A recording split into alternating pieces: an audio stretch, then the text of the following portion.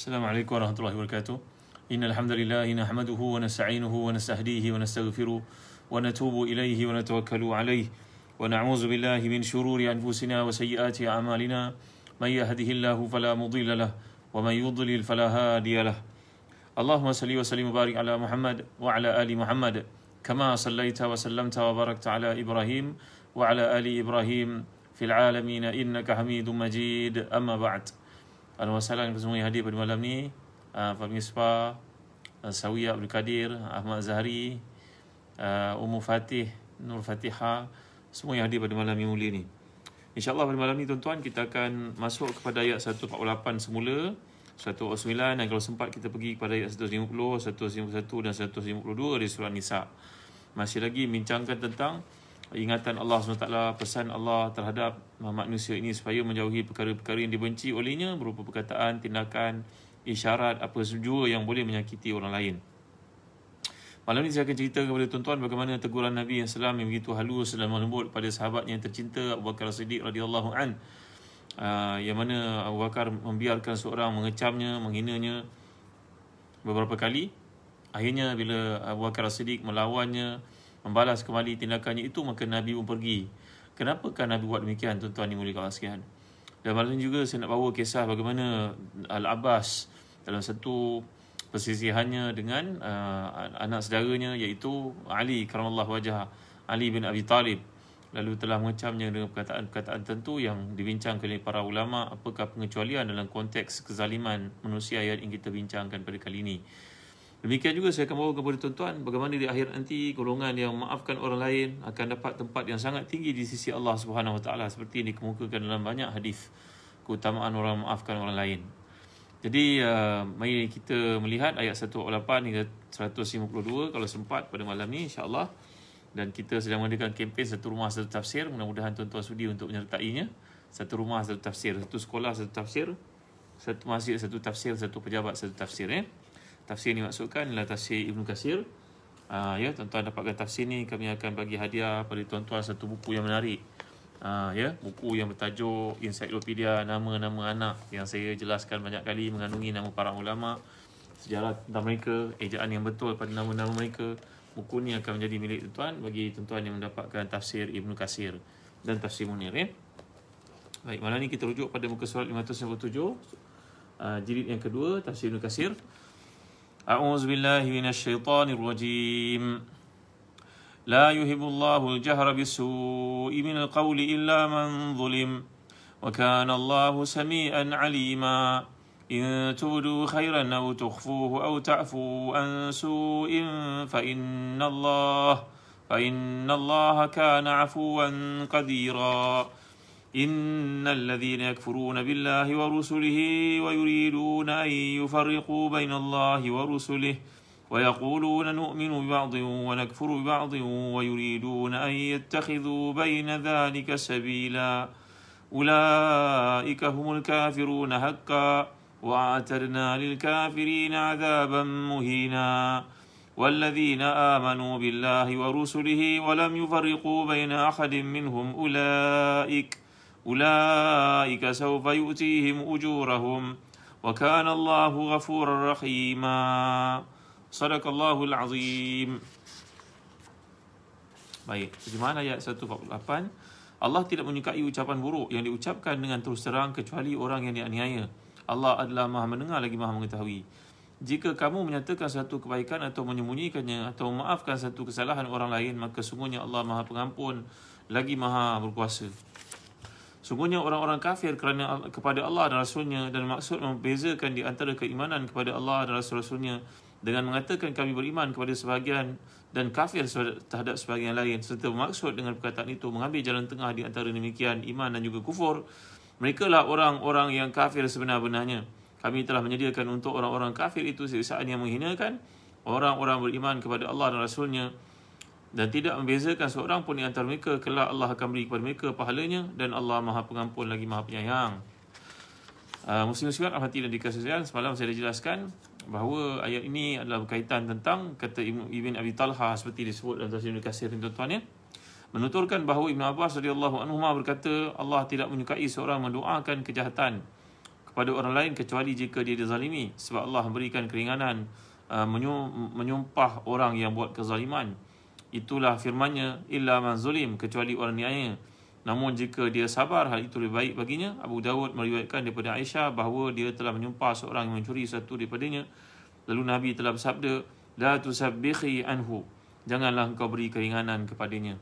Maknanya Nabi SAW memberi kebenaran kepada Aisyah radhiyallahu anha untuk mendoakan kecelakaan, kejahatan terhadap orang yang mencuri barang Aisyah radhiyallahu anha itu. Baik, muslim-muslimat hati dan dikasih sekalian. Kalau kita lihat dalam tafsir Qurtubi, Imam Al-Qurtubi mengajar kita, kalau manusia itu berlaku zalim pada kita, tuan-tuan, dia contohnya bayar kita, dia mengambil, dia pinjam duit kita, tak mau bayar-bayar sampai kesudah, contohnya, maka apakah doa yang boleh kita baca pada mereka, tuan? Ada orang bertanya kepada saya, dia buka sekolah tadika, buka taska musim PKP seperti sekarang ni, cikgu nak kena bayar juga, tapi bapa yang telah pun menghantar anak-anak enggan untuk membayar yuran. Inilah masing-masing hujah. Mungkin pihak tadika pun tak boleh dah minta bayaran penuh kerana anak-anak itu tak hadir ke sekolah. Kita sebagai bapa pun sedar sebab anak-anak kita tu akan dapat pendidikan di situ, guru-guru nak dibayar, tak boleh pula skip. Ya, jadi tuan-tuan ni boleh katakan masing-masing kena bertimbang rasa lah. Pihak sekolah kena bagi diskaun, pihak ibu bapa pun sedarlah bahawa gaji mereka mungkin tak terkesan, terutamanya yang bekerja kerajaan, yang kerja dengan JLC dan sebagainya, gaji mereka tak terusik pun. Mungkin orang berniaga adalah halangan-halangan tersendiri. Maka nasihat saya kepada tuan-tuan perempuan ni boleh kat sekalian, kalau kita rasa orang zalim pada kita dengan sebab-sebab demikian, tak mau bayar hak ke, tak bayar hutang ke sebagainya, maka Imam Qurtubi bawa antara yang ma'thur daripada amalan para salafus salih itu kita doa supaya Allah buka pintu hati mereka, murahkan rezeki mereka supaya mereka dapat bayar hutang kita, contohnya. Antara doanya, Allahumma a'inni alaihi. Senangnya, Allahumma a'inni alaihi. Bukan Allahumma a'inni ala zikrika wa syukrika wa husni ibadati. Itu doa lepas sembahyang. Ini doa kalau orang tak mau bayar hutang. Allahumma a'inni alaihi. Allahumma a'inni alaihi. Allah tolonglah aku menghadapi fulan bin fulan ni. Ya. Kalau kita rasa memang orang itu benar-benar masalah dan tak bertimbang rasa, kita boleh doa-doa berikutnya. Ni dia ajar dalam kitab Tafsir Qurtubi, tuan-tuan. Ni Tafsir Qurtubi ada kat tangan saya ni. Tafsir Qurtubi, iaitu dalam riwayat yang masyhur daripada para salafus salih, mereka berdoa, Allahumma stakhrij haqqi. Apa dia? Allahumma stakhrij haqqi. Allahumma stakhrij haqqi. Allahumma stakhrij haqqi. Ya Allah, ya Tuhan, kembalikanlah hakku. Ya Allah, ya Tuhan, pulangkan balik hakku. Ataupun kalau seseorang itu ternyata zalim pada kita, tuan-tuan dimuliakan Allah sekalian. Contohnya dia mendakwa dia tak mau bayar sewa premis kita tapi tak nak bayar, padahal ada kemampuan tukar kereta, hidup mewah, tapi hutang tak mau bayar. Maka kita boleh doa peringkat ketiga, tuan-tuan, iaitu yang dianjurkan, Allahumma hul bainahu wa baina ma yuridu min zulmi. Panjang sikit Allahumma hul bainahu wa baina ma yuridu min zulmi. Allahumma hul bainahu wa baina ma yurid min zulmi. Maksudnya, ya Allah, ya Tuhan, ya Allah, ya Tuhan, tetapkan satu jalan keluar untuk aku terhadap kezaliman yang dilakukan kepadaku ini. Narik doa ni, tuan-tuan. Ini sebagai ikhtiar kita, usaha kita. InsyaAllah mudah-mudahan Ustaz Syafiq Murad, Ustaz Zawi Ghazali, Fatih boleh catatkan doa ni. Bagi tuan-tuan yang belum masuk, belum join Telegram sahabat Ustaz Hazan, sila masuk. Kat situ ada berbagai-bagai doa yang kita kongsikan. Jadi dalam pendekatan yang diambil ini, iaitu kita mendoakan supaya orang yang berhutang kita, yang menganiaya kita itu terbuka hatinya, buka pintu rezekinya supaya dapat bayar hutang-hutang kepada kita balik semula, tuan-tuan. Jadi inilah di antara pesan yang dikemukakan dalam tafsir Qurtubi. Jadi balik kita kepada kisah ni tadi, iaitu berkaitan dengan asbabun nuzul. Kalau kita perhatikan, ini kisah daripada Ibn Juraid, daripada Mujahid. Nazal fi rajul dhafa rajulan bi falatin al-ard falam yudayyifu fanazal ila man zulim. Dan satu hadis dan satu kisah yang terdapat di sebalik turunnya ayat menceritakan bahawa ada seorang datang bertamu di rumah seseorang yang lain. Datang bertamu maknanya mohon untuk jadi tamu. Kita ni dalam Islam diajar kita supaya melayan tetamu ni dalam masa berapa hari, tuan-tuan? Ya. Jadi diajar kita untuk layan tamu 2 hari, 3 hari. Sebab itu dalam satu hadis mengatakan daripada riwayat Ahmad, Lailatul Dhaifi wajibatun ala kulli muslim, fa in asbaha bi fina'ihi mahruman kana dainan alaihi, fa in syaa iqtadahu wa in syaa tarakahu. Malam pertama menjamu tetamu adalah kewajipan bagi setiap muslim. Apabila pagi-pagi dia tidak dijamu apa-apa, maka itu menjadi hutang. Jika dikehendaki dia boleh menuntutnya, jika dia mengkehendaki dia boleh membiarkannya. Jadi kalau kita ni pergi malam kat rumah orang, 1 malam dah lah tuan-tuan, 2 malam sunat, 3 malam masih juga malam, minta bil daripada dia. Kata setengah ustaz. Jadi kembali kita kepada konteks penceritaan di sebalik turunnya ayat, kata Imam Qurtubi, ia berkaitan dengan seorang sahabat pada zaman Nabi SAW dahulu menerima kedatangan tamu, tapi dia tidak memberi tetamu itu makan. Bila tetamu yang ditumpangkannya itu tidak ada makanan, ni orang kalau pergi rumah orang ni biasanya lapar lah tuan-tuan. Rasa lapar, kejap-kejap lapar, mungkin tempat baru, suasana baru, maka tuan rumah tidak menjamunya makan. Bila tak menjamunya makan, maka tetamu ini telah pun menceritakan insiden itu kepada teman-teman yang lain. Orang tu tak bertanggungjawab, aku tumpang tidur rumah dia, dia tak pedulikan aku, air pun tak ada bagi, makanan apatah lagi. Maka peristiwa tersebut tersebar, maka Allah SWT pun menurunkan ayat ini, bahawa dalam kehidupan kita janganlah menceritakan keaiban orang. Maksudnya kalau perkara itu telah berlaku, maka hendaklah kita mengawal diri kita daripada menceritakan perkara tersebut, kecuali kalau kita benar-benar terzalim dalam suasana tersebut. Jadi dalam Islam diajar kita ada kebenaran untuk kita mempertahankan hak kita. Contohnya apabila seorang itu berhutang dan tidak mau bayar hutangnya, maka kita kena ceritalah perkara itu kepada orang lain supaya tidak menjadi masalah dan mangsa kepada orang tersebut lagi. Demikian juga kalau kita perhatikan pada zaman Nabi SAW, saya pernah cerita kepada tuan-tuan, ada 6 tempat di mana dibenarkan untuk kita mengumpat atau menceritakan tentang riba. Al-ribatu laisa bizamin fi sittatin. 6 tempat sesuatu umpatan itu tidak menjadi haram. Di antaranya apabila seseorang merujuk kepada kita isu perkahwinan, iaitu dia dipinang oleh seorang lelaki sedangkan lelaki itu tidak sesuai untuk dijadikan sebagai suami. Kerana mungkin pada sifatnya pemalas, seperti pada zaman Nabi SAW menceritakan bahawa fulan bin fulan itu kaki pukul, fulan bin fulan itu pemalas, sekejap bekerja, sekejap berhenti. Maksudnya begitu, ada kebenaran untuk kita menceritakan perkara-perkara itu dalam konteks yang dibenarkan. Demikian juga kalau orang itu zalim pada kita dan tidak menunaikan hak, maka kita boleh ceritakan. Itu juga seorang isteri bila buat aduan pada mahkamah sebagai contoh terhadap tindakan suami ataupun sebaliknya, maka mereka hendaklah beritahu keterangan dengan jelas. Di situ ada kebenaran bagi menceritakan aib seseorang, maka ia tidaklah termasuk dalam perkara-perkara yang dilarang, yang diharamkan. Semalam saya ceritakan bagaimana pandangan Syekh Mutawalli Sya'rawi yang agak beza dari pandangan kebanyakan para ahli tafsir, iaitu ayat ni adalah berkaitan dengan larangan kita mengikut bahasa orang-orang lain. Kerana pada zaman kini kita melihat media sosial begitu syarat dengan maklumat, dan dunia tanpa sepadan telah pun menghidangkan kepada kita, anak-anak kita terdedah kepada perkataan-perkataan yang digunakan oleh si kafir, yang mana perkataan-perkataan itu pada mereka tidak ada salahnya. Memang orang kafir ni tuan-tuan merupakan orang yang tidak ada akhlak, tidak ada pegangan dalam hidup, tak ada prinsip. Kalau kita pergi ke rumah-rumah ibadah, mereka pun penuh dengan patung berhala yang dilukis ataupun diukir dalam keadaan telanjang bogil tuan-tuan. Mereka memang tidak ada adab. Pada mereka itu merupakan satu seni untuk menampakkan anggota-anggota itu merupakan aurat yang dipelihara dalam Islam. Apa nak buat tuan-tuan yang mulia Allah sekalian? Maka bila berlaku fitnah seperti ini, kata Syekh Mutawalli Sya'rawi, hendaklah kita pantau, kita hendaklah pastikan anak-anak kita berada di atas track yang betul, menasihati mereka supaya jangan tergelincir untuk terikut-ikut dengan budaya si kafir yang mudah-mudah melimpahkan perkataan-perkataan yang keji dan hina, dan perkataan-perkataan yang tidak baik yang merupakan perkataan maksiat, lucah dan sebagainya. Jadi muslim-muslimat rahmati dan dikasihi sekalian, walaupun apabila perkara itu diharamkan untuk menyatakan perkara-perkara buruk, perkataan-perkataan buruk, dan kita belajar Nabi kita salam laisa bi ta'anin wala la'anin wala fahishin wala bazi. Nabi kita tak pernah mengatakan perkara-perkara keji, perkara-perkara melaknat orang dan menggunakan perkataan-perkataan yang buruk terhadap orang lain. Nabi SAW juga melarang kita bila melihat seorang sahabat melaknat kenderaannya ataupun untanya, maka Nabi telah bersabda kepadanya, lepaskan ia kerana binatang itu sudah tidak beri apa-apa kebaikan, keberkatan untukmu, lepaskan ia. Dan Nabi pun melarang kita untuk mendoakan keburukan. La tad'u ala anfusikum wa la tad'u ala amwalikum wa la tad'u ala auladikum. Jangan kamu mendoakan keburukan, mengatakan perkara-perkara yang tidak baik kepada diri kamu sendiri, harta benda kamu, keluarga kamu, anak isteri kamu. Kerana mungkin pada waktu kamu berkata itu, pintu-pintu kemakbulan sedang terbuka, maka ia menjadi doa kehancuran untuk mereka. Baik, ini anjuran Islam terhadap kita, tuan-tuan dimuliakan sekalian.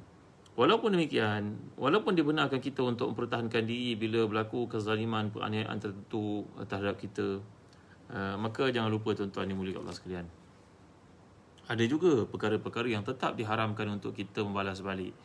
Walaupun dibenarkan kita untuk mempertahankan diri apabila ada aniaya, untuk membalas balik penganiayaan itu, tetapi ada perkara yang tidak dibenarkan untuk kita balas seperti itu, tuan-tuan dimuliakan Allah sekalian. Di antaranya perkara-perkara berkaitan dengan maruah. Di antaranya perkara-perkara berkaitan dengan tuduhan. Fa'amma an yuqabal al-qazfu bil-qazfi wa nahwuhu fala. Kata Imam Qurtubi dalam pandangan para fuqaha, apabila melibatkan sesuatu tuduhan terhadap kita yang dilakukan oleh pihak yang lain, maka tidaklah halal untuk kita membalas balik tuduhan itu dengan tuduhan yang sama atau seakan-akan dengannya. Ia tetap haram, maka dosa itu ditanggung olehnya. Maka tuan-tuan yang dimuliakan Allah sekalian, walaupun dibenarkan untuk kita membalas balik segala kejahatan orang kepada orang, tetapi ada kadarnya yang perlu kita faham. Berkenaan dengan hal ini lagi kita perhatikan, seperti disebut dalam hadis ataupun dalam satu asar yang dikemukakan oleh Imam Qurtubi, rawa Ibn Mubarak qala haddatsani man sami'a al-Hasan yaqul idza jathatil umamu baina yadi rabbil alamin yawm al-qiyamah nudiya liyaqum man ajruhu 'ala Allah fala yaqumu illa man 'afa fid dunya. Misdaqu hadzal hadith qauluhu ta'ala faman 'afa wa aslaha fa ajruhu 'ala Allah. Jadi kalau kita lihat kata Imam Qurtubi, satu riwayat daripada Ibn Mubarak daripada Al-Hasan berkata, nanti di akhirat nanti Allah SWT akan memanggil umat semuanya berkumpul, lalu tiba-tiba ada satu pengumuman dibuat. Bangunlah siapa yang dalam balasan segala amal salihnya itu hanya Allah saja akan balas untuknya. Maka akan bangun satu golongan manusia. Siapakah mereka itu? Mereka yang waktu di dunia dahulu dia telah memberi keampunan kepada orang yang melakukan kesalahan kepadanya. Jadi dalam ayat yang kita pelajari kat sini, tuan-tuan, di mana Allah Taala memberikan kebenaran kepada orang beriman, la yuhibbullahu al-jahra bisu'i min qawli illa man zulim. Tidak boleh kita melakukan buatan yang buruk kepada orang lain, kata-kata yang buruk, ucapan yang buruk, kecuali kalau kita kena zalim. Tetap ada satu ruang untuk seseorang mendapat rahmat Allah, ketinggian, kemuliaan, kedudukan di sisinya apabila dia memberi ampunan kepada orang-orang itu. Orang ini akan dapat tempat khas di akhirat dengan penghormatan, kedudukan yang tinggi oleh kerana sikapnya yang memberikan ampunan, kemaafan kepada orang melakukan kesilapan kepadanya. Muslim-muslimat rahmati dan dikasihi sekalian, berkenaan dengan illa man zulim ni ada satu kisah yang menarik yang dikemukakan oleh Imam Qurtubi dan tafsirnya, iaitulah berkaitan dengan pada satu waktu ketika dah wafat Rasulullah SAW dah wafat, Abu Bakar dah wafat, jadi khalifah adalah Umar Khattab radhiyallahu anhu. Pada masa itu berlaku perselisihan di antara Al-Abbas dengan anak saudaranya Sayyidina Ali karramallahu wajhah. Maka Al-Abbas telah berkata dengan kata-kata yang sangat kasar kepada Ali, ya Amirul Mukminin, iqdi baini wa baina hadzal kazib al-asim al-ghadir al-khain. Wahai Sayyidina Umar Khattab radhiyallahu anhu, buatlah keputusan di antara aku dengan ni si pembohong, pendusta, penipu, pengkhianat ini. Kata-kata itu semua dilemparkan kepada Imam Ali karramallahu wajhah, tuan-tuan. Dia siapa? Oleh pak cik sini Al-Abbas. Mengapa perkara itu berlaku, tuan-tuan yang berkasihan? Ini kalau kita belajar pada ayat yang sedang dibincangkan ni, adakah termasuk buatan Sayyidina Ali menzalimi pak ciknya Al-Abbas sampai melayakkan pak ciknya berkata demikian kepada beliau, ataupun sebaliknya? Adakah kerana pak ciknya yang dizalimi oleh Sayyidina Ali karramallahu wajhah sehingga pak ciknya datang kepada Sayyidina Umar untuk mintakan penjelasan, untuk membawa satu kata-kata ungkapan yang sangat buruk kepada anak saudaranya Sayyidina Ali karramallahu wajhah itu?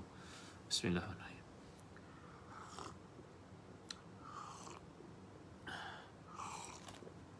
Sebelum terlupa, tuan-tuan, saya menyampaikan pesan daripada penaja.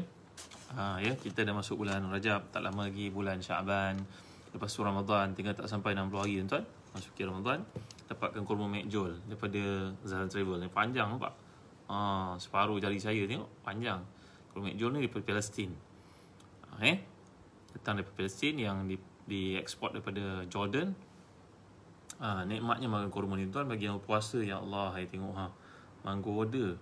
Menarik sekali dapatkan Ada travel, harganya cuma RM110 sekilo. Dan belian tuan-tuan tu, tuan-tuan akan dapat hadiah sebuah buku yang menarik, tajuk Amalan Pemakanan Nabi SAW. Dapatkan buku ni dengan membeli kurma 1 kilo. Ada kurma McJowl ataupun kurma Ajwa. Ajwa pun dah tak banyak pada saya, tuan-tuan. Sentiasa stok Nabi, Alhamdulillah. Ni kurma McJowl, ni kurma Ajwa dari Madinah. Ada sijil lahirnya dari Madinah, tuan-tuan. Dapatkan kurma Ajwa dan kurma McJowl dari Zazan Travel. Setiap sekilo pembelian tuan-tuan akan dapat hadiah buku istimewa ni yang menceritakan amalan pemakanan Nabi SAW. Buku ni bergambar, berwarna, ada huraiannya. Telah dikarang oleh penulis buku bestseller Ustaz Ahmad Adnan Fadil. Harga buku ni RM23. Tuan-tuan beli kurma McJowl RM110 sekilo dapat hadiah buku ni. Beli kurma Ajwa RM1 sekilo dapat hadiah buku ni. Baik tuan-tuan yang mulia sekalian, kita kembali kepada peristiwa yang berlaku ni, iaitu Al-Abbas radhiyallahu anhu menjadi sangat marah kepada Sayyidina Ali, lalu membawa kes itu ke mahkamah kepada Sayyidina Umar Khattab radhiyallahu anhu atas dakwaan bahawa Sayyidina Ali ini telah berbohong, berdusta dan juga perkataan-perkataan yang lain disebut pada Sayyidina Ali karramallahu wajhah. Maka para ulama pun menjelaskan apakah yang berlaku kat situ sebenarnya. Ini merupakan satu persisihan yang berlaku di antara seorang pakcik dengan anak buahnya. Pakcik ini dalam Islam kedudukannya macam ayah sendiri. Maka persisihan ini lebih bersifat kepada kekeluargaan. Wa anna hadzal qaul akhrajahu min Abbas al-ghadab wa saula wa sultatul umumah. Ini merupakan kata-kata orang Arab, memang bahasanya kasar, tuan-tuan yang mulia sekalian. Ini merujuk kepada rasa tidak puas hati dan rasa seolah-olah macam dia yang kontrol Sayyidina Ali, dia yang berkuasa atas Sayyidina Ali, seumpama dia itu merupakan ayah kepada Sayyidina Ali lah. Pakcik begitulah pandangannya kepada anak-anak. Jangan terasa sangat, tuan-tuan, dalam kaitan kita dengan pakcik ke.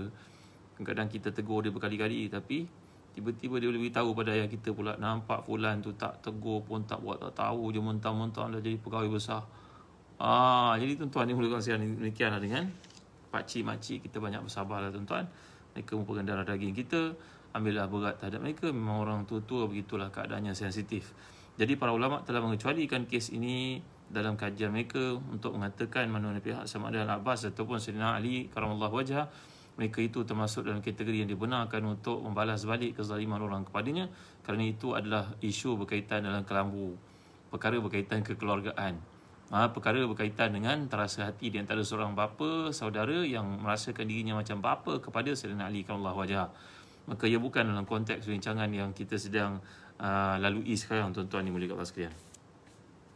Baik, jadi kalau kita perhatikan tentang kezaliman orang terhadap Nabi kita SAW, ada kalanya Nabi SAW dengan akhlak baginda yang sungguh mulia dan baginda memaafkan. Ada kalanya baginda bertindak mendoakan kecelakaan ke atas orang yang mengganggu ataupun menganiaya umat Islam. Sebagai contohnya, bila Nabi SAW telah mendoakan kehancuran, Allahumma shdud wa ta'ataka ala mudar waj'alha alaihim sinina kasini Yusuf, Allahumma alaika bi fulan wa fulan. Nabi SAW kadang-kadang mendoakan untuk golongan yang menentang Islam, membahayakan kaum muslimin, mengadakan konspirasi terhadap orang Islam. Maka Nabi mendoakan kehancuran terhadap mereka.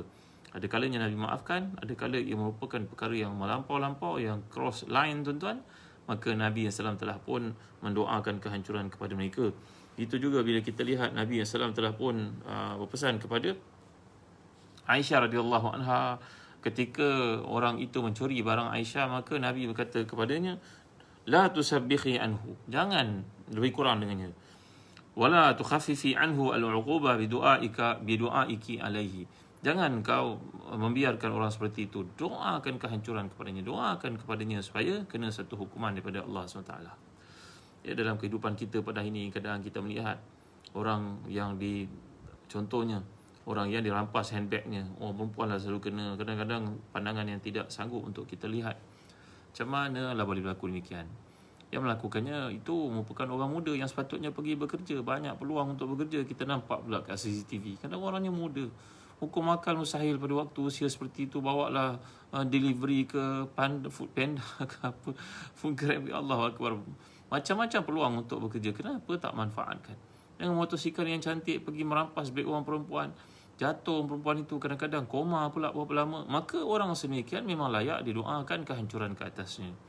Memang layak. Kerana apa yang kita dapat lihat dalam hadis Nabi SAW, untuk orang-orang seperti ini yang hanya layak untuk mendapat hukuman daripada Allah SWT. Jadi tuan-tuan yang rahmati dan dikasihi, pesanlah kepada anak-anak kita, adik-beradik kita, pergilah bekerja, carilah rezeki yang halal. Dalam usia yang ada pada hari ini, carilah rezeki yang halal walaupun sedikit, tapi ia berkat daripada mencuri hak orang nak buat apa. La ilaha illallah Muhammadur Rasulullah, insya-Allah tabaraka wa taala. Orang ni kita melihat dalam CCTV orang edarkan. Masuk rumah orang, pergi ke kompaun rumah orang, curi basikal. Mahal sangat ke basikal tu? Pergi beli yang second hand berapa sangat harganya. Tapi sikap suka mencuri ni tuan-tuan, mengusahakan basikal, pokok bunga orang pun dicuri. La ilaha illallah Muhammadur Rasulullah, masya-Allah tabaraka wa taala. Jadi orang sedemikian adalah orang yang layak didoakan ke atasnya hukuman daripada Allah Subhanahu wa taala. Jadi bergantung kepada skala kejahatan yang dilakukan itu, melayakkan seorang untuk didoakan kehancuran oleh ke atasnya, seperti mana yang kita dapat lihat dalam hadis-hadis Nabi sallallahu alaihi wasallam.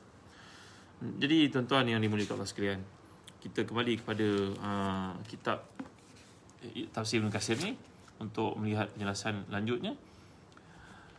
Jadi kemudian Allah menyatakan, in tubdu khairan aw tukhfuhu aw ta'fu an su'in fa innallaha kana afuwan qadira.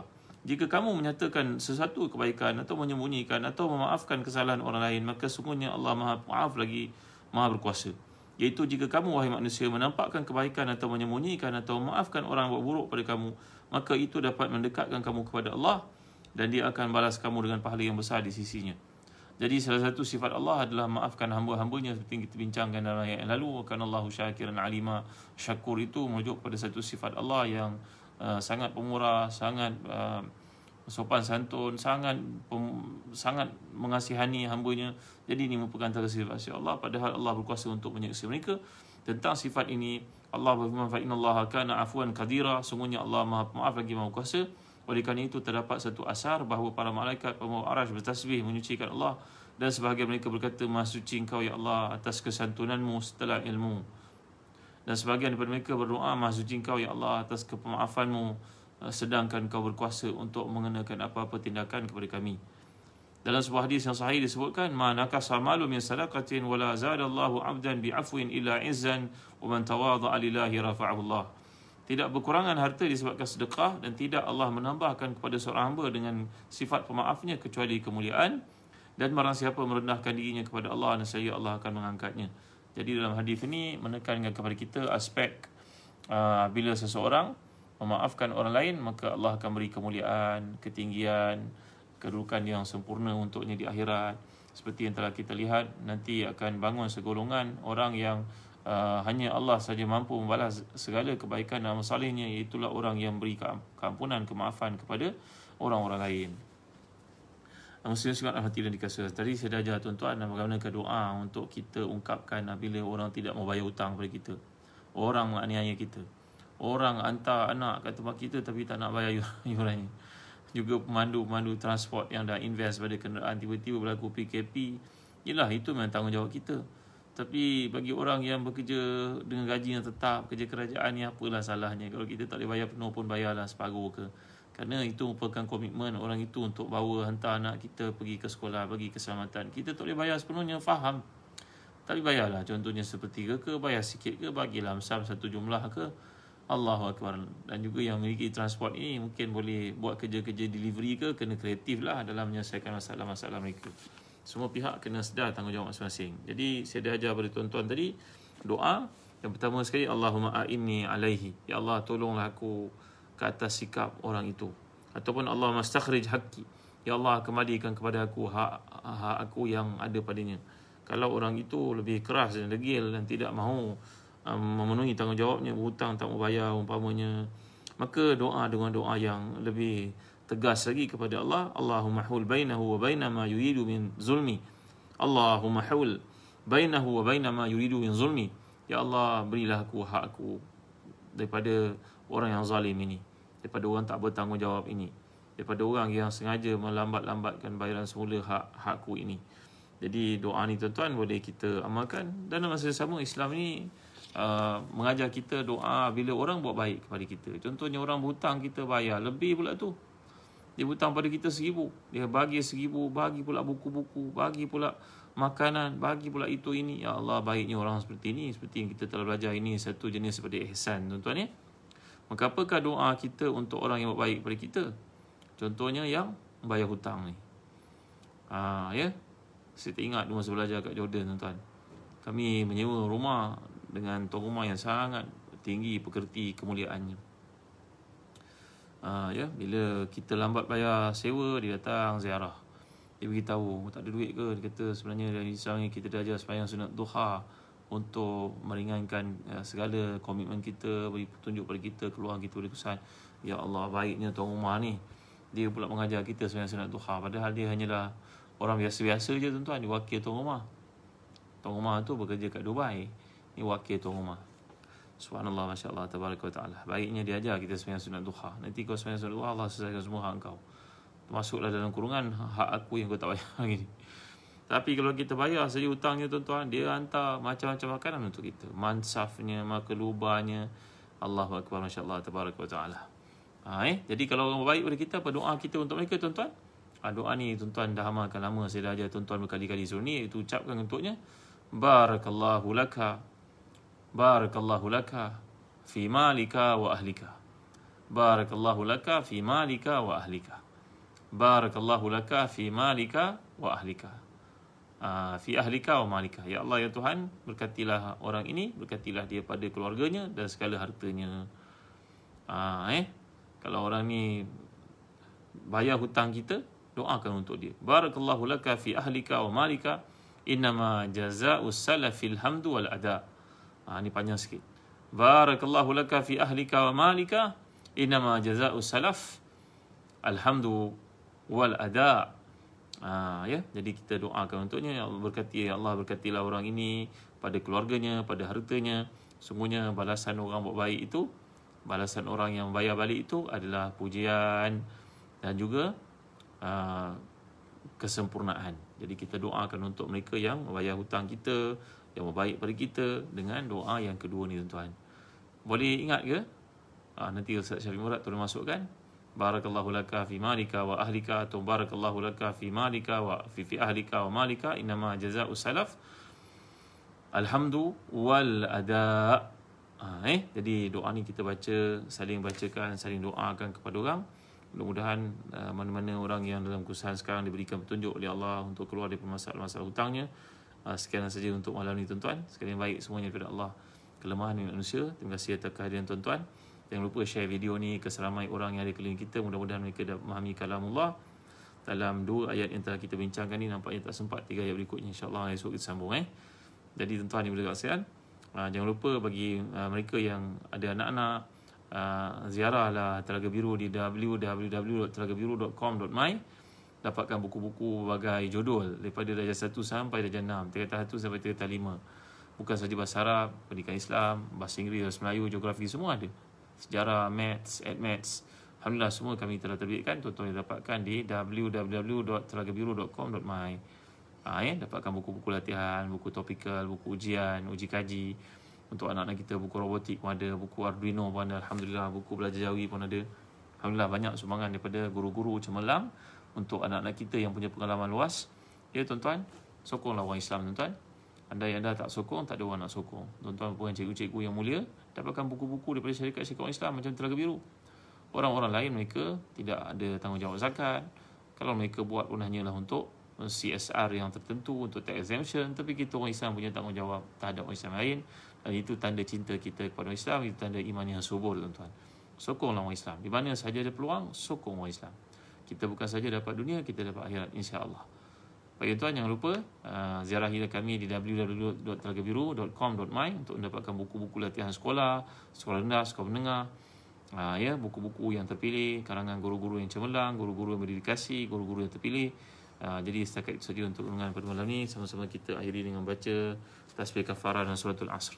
Bismillahirrahmanirrahim. Wal 'asri innal insana lafi khusr illa alladhina amanu wa 'amilus salihati wa tawassaw bil haqq wa tawassaw bis sabr. Subhanakallahumma wa bihamdik asyhadu an la ilaha illa anta astaghfiruka wa atubu ilaik.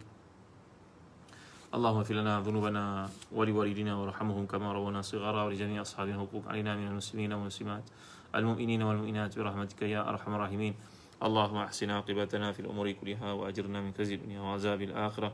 اللهم أكثر مالنا وولدنا وسيلنا في دارنا وبارئنا فيما أعطيتنا وأطل حياتنا طاعتك وأحسن مالنا واغفر لنا. اللهم إنا على ذكرك وشكرك وحسن عبادتك. اللهم إنا نسألك نفسا بك مطمئنة تؤمن بلقائك وترضى بقضائك وتقنع بعطائك. اللهم إنا نسألك الهدى والتقى والعفاف والغنى. ربنا آتنا في الدنيا حسنة وفي الآخرة حسنة وقنا عذاب النار. وصلى الله على سيدنا محمد وعلى آله وصحبه وسلم. الحمد لله رب العالمين. تقبل الله منا ومنكم.